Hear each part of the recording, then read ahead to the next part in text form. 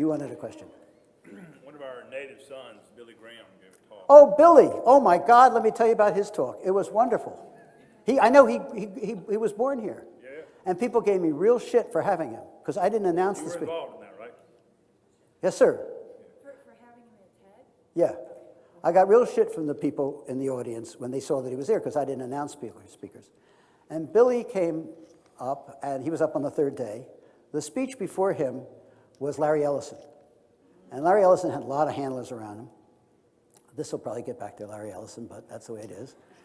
And he gave a so-so speech. And as he's coming up to the stage, Billy, and I'm helping him, he's frail by this time anyway. This is a number of years ago, but he still was frail. He's coming up to the stage, he says, and he's mic'd to Larry, "Would you please stay for my talk?" Billy Graham comes up to the stage, starts talking. Larry's in the front row, gets up and walks out with his entourage. Incredible. Anyway, long talked about afterwards. Billy gives this speech. And I was a little worried that he was going to... I mean, nobody in that audience has ever been to a Billy Graham meeting, for sure. You know, after his speech, I said, well, I think I'm going to do an all-Jewish TED called Ted Schmed someday. Anyway, so Billy gives this talk where he makes lots of references. And he's frail. He says, the doctor said I should not have taken this trip. They didn't want me to. So he was that far along at that time. And he's leaning on a podium, which I had to bring specially because I never have a podium because I don't want people's crotches protected. Because it makes you more vulnerable if you don't have a podium. And he gave this talk, and the talk was about, and I told this to Carlos. I said, the talk was about how he had heard things that he'd never heard before in the speeches before him. And he referenced specific things. He never knew that that could be done. He heard ideas that were spectacular, things that he didn't think were possible, dreams that he didn't think people could have. And at the end of all of it, he had only one thing to leave the audience with.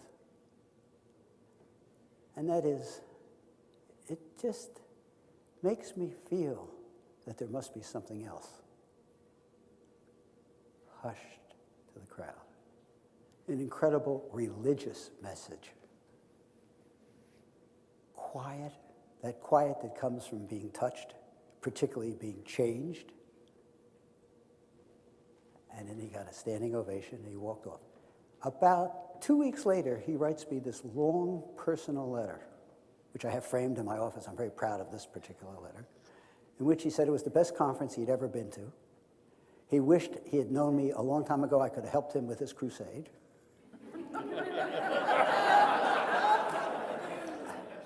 And, but that he was very moved by being there, and he just loved the experience, and people loved the experience of him being there. And his phrase, "there must be something else," to me is also a non-religious phrase. I think you can take it in a way that is not religious, but just life-enhancing. That whatever you think of in what our age is, or whatever we're doing, there must be something else. There must be something else. There's always something around the corner. And it was a very helpful speech to me. It meant something to me, that speech, and I didn't think so because I'm such a curmudgeon. And he resonated. And we have sent things back and forth over the years a few times. Now, not much at all, but for a few years we sent little things back and forth. So, now you were going to say something about Billy. Well, it was just an interesting talk. I mean, he made the observation that science and religion were important to work together. And were you there, or you saw it on television? I watched it over and over again. It was very moving. And on TED Talks. Yeah. And he said that we're not just mind and body, but we also have a soul. Yeah. And it seemed to resonate that night. Did I do a bad job of telling it over? No. Okay. I mean, because I haven't watched it since. It was really was well good. done, and thank you for whatever you did to put it on. Oh, well. The whole conference was just a way of giving people permission. And that's, I might not particularly like you people, but I give you permission to do the things you like. And what you like is valid. Everybody's interests are valid. And I validate interest, even if they're not my own. And if you can pick and choose from some of the ones that I've put in front of people that might take you on a path, then that's fine. And if I don't, then you don't come next year. I mean, it's okay.